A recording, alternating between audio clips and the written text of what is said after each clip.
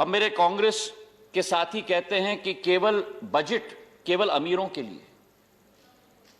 अब जिस कांग्रेस पार्टी अपनी G23 की पीड़ा ना समझ पाए, वो देश के गरीबों की पीड़ा क्या समझ पाएगी।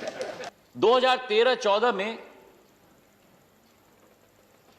5 लाख का आय जो व्यक्ति के पास था, उसको 30,000 रुपया टैक्स में देना होता था, और आज वही व्यक्ति जिसकी आय 5 लाख रुपया है, उसे 0 रुपए टैक्स में देना पड़ता है। यह है मोदी टैक्स।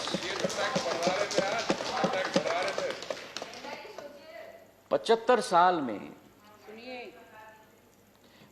साल में जिन्होंने 75 वर्ष के आयु के हमारे बुजुर्गों का एक बार भी नहीं सोचा, आज मोदी सरकार के समय में 75 वर्ष के आयु के लोगों का टैक्स 0 करके दे दिया है। यह है मोदी टैक्स। नौजवानों के लिए जो स्टार्टअप शुरुआत करते हैं,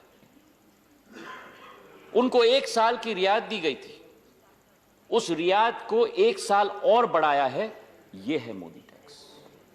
और जो छोटे लोग अपने घर खरीदते हैं, होम लोन्स के लिए जो 1.5 लाख रुपए की रियायत दी जाती थी, उसको भी 1 साल और बढ़ाया है। यह है मोदी टैक्स। पेट्रोल और डीजल के दामों का बहुत मुद्दा उठा था।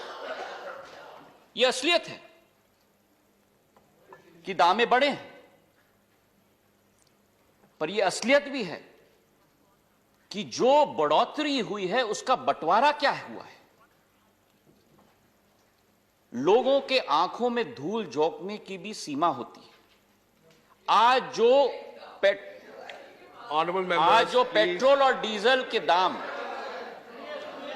जिसकी राशि मिलती है, उसका अगर खर्चा आप निकालो, तो खर्चा निकालने के बाद 40% राज्य को मिलता है और 60% केंद्र को मिलता है।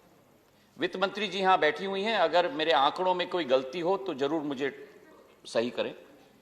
40% राज्य को मिलता है, 60% केंद्र को मिलता है।